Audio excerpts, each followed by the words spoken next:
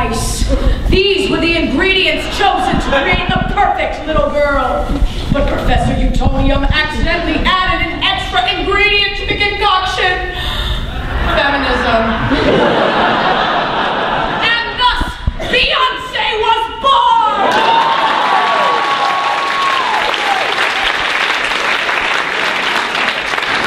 Using her ultra superpowers, Beyonce has dedicated her life to fighting crime and the forces of evil, also known as the patriarchy. Got some Beyonce fans in here. Now everyone knows that Beyonce is an out and proud feminist, and Queen Bee's success is something that we all can celebrate. However, The Guardian of January 1st, 2014's Hadley Freeman threw mad shade at my girl and said, being photographed, this is how she sounds. Being photographed in your underwear doesn't help feminism. And to that I say, Hadley Freeman, you should try to be more, hey, man. In a conversation with Boston's NPR, feminist scholar at Colorado College, turn up, Dr. Heidi Lewis states that Beyonce is actually a metaphor for contemporary feminism.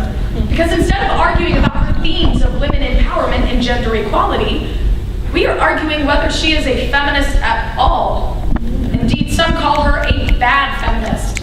And it's this bad feminist name calling that has become so problematic. If we don't stop, the movement is at risk of losing track of its own priorities and purpose. I mean, think of it this way. Isn't it ironic that a movement dedicated to inclusivity is arguing who should be included in it?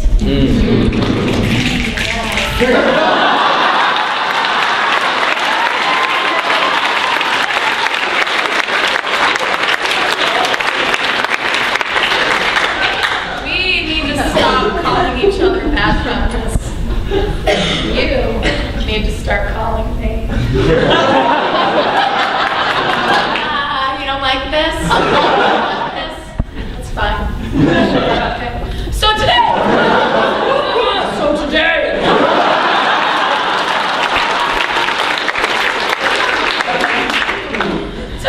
we're going to talk about the causes, effects, and solutions to the bad feminist name calling. Every time I say bad feminist, I just imagine this like little troll gremlin woman who's like, I'm not like the other girls!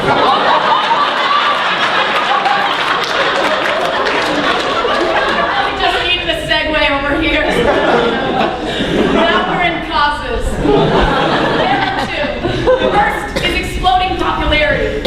According to the New Republic of June 2nd, 2014, feminist discourse has never been so robust and popular. It has permeated sites like Feministing, Crunk Feminist Collective, and Tumblr, which continue to pop up and grow, and more people are happily embracing the label, which sounds mad sweet, right? Like a whole bunch of smarties just like supporting each other and embracing their differences, but no, that's not happening. According to Jezebel of June 2nd, 2014, because feminism is enjoying popularity, more people are joining the movement without even knowing what it is they're supposed to be knowing, viewing it as a trend more than a movement. Basically, feminism is turning into a virtual Mean Girls clique, with fellow feminists labeling whether the other are cool enough to be in the movement. And that's so not fetch. Second is online trashing, and no, I don't mean that little trash symbol on your desktop, porn. Oh no, we're not cool enough. That's fine, I'm sorry. According to her 1976, yeah, really busted that shit off.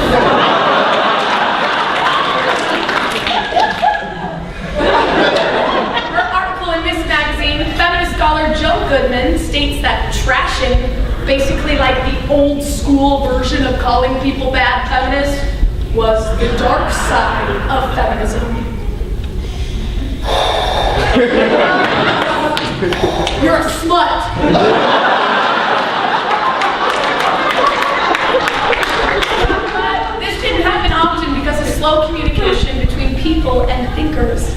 Apparently, though, this changed with the rise of the internet.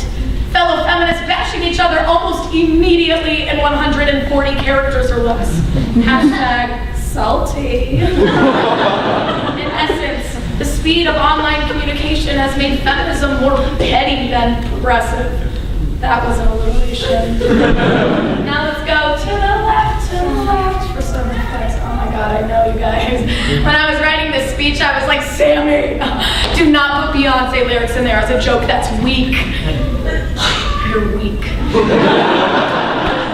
Can't even write a joke. Is your hair in a sock bun? Do you not know how to do tournament hair? Your hair? Your shoes are a little flat. You don't know how to walk in high heels? Why don't you even put that suit on yourself?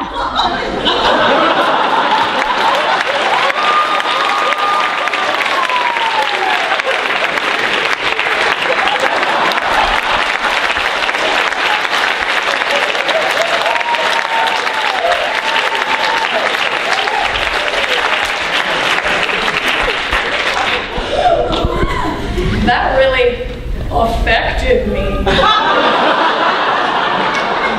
Never in effects. There are two. First, labeling alienates people from the movement. The September issue of Vanity Fair praised Hermione Granger, also known as Emma Watson, also known as Bae. For her quote, impassioned speech on feminism and gender in the UN. She's like basically the quadrathon champion for good feminism. But two things. One, she would have got like 2 to Beyonce. Just more character development, you know? And two, isn't it problematic that a beautiful, talented, upper class white woman gets praised as the embodiment of feminism? Like, I get that it's well intended, but she didn't say anything that, I don't know, any other feminist hasn't already said.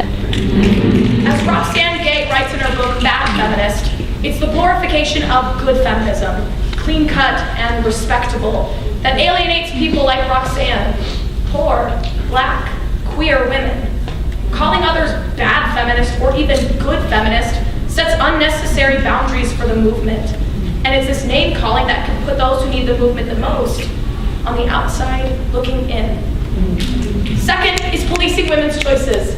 As Nicki Minaj dropped her single Anaconda, a rap anthem which samples Sir Mix-a-Lot's I Like Big Butts, to give you a taste. This dude named Michael used to ride motorcycles. Dick bigger than a tower. I'm not talking about Michael.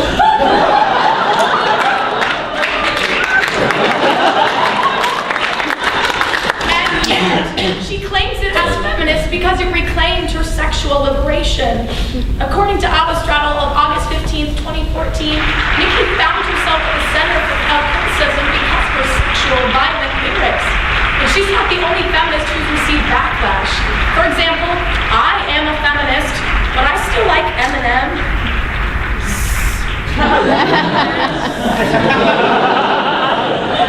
Ooh, where's that dude that laughed really hard at the police joke?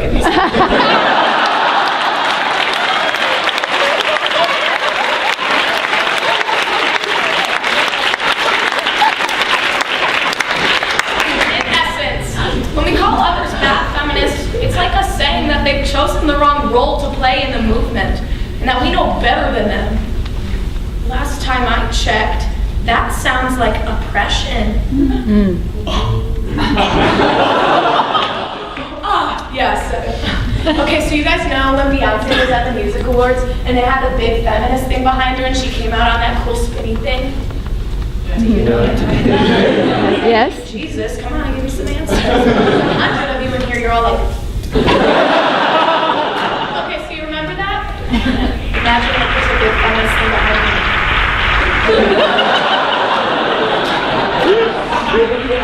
Practically twins. So now for the solutions, there are two. First, before you label yourself, educate yourself. You can't be feminist in name only. As the Guardian of June 15th points out, it takes more than identifying as a feminist to understand feminism.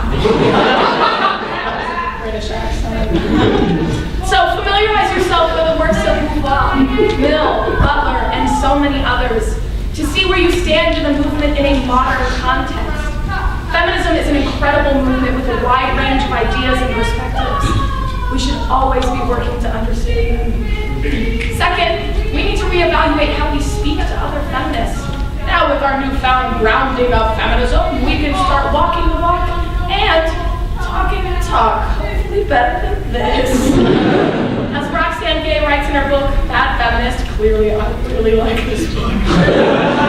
Conversations about feminism need to be as complex as the movement itself.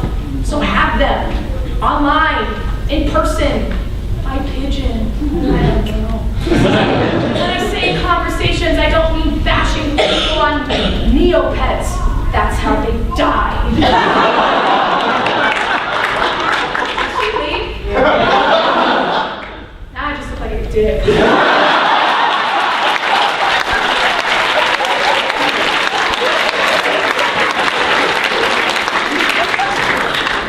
It's okay to have disagreements. Challenging the ideas of feminism is how the movement grows. But feminism is for everyone. Literally everyone. Help people find a place in the movement. Because no, we are not bad feminists. But we can always be better. Oh. Today,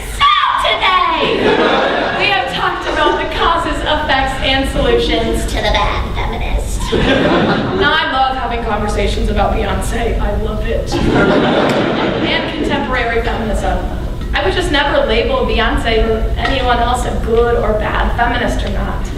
Feminism is so complex and so nuanced. I think that's something she's labeling herself. And I support that, just as I would any person making that choice. Let me break it down for you. Feminism is not a fashion statement. It's not a fad.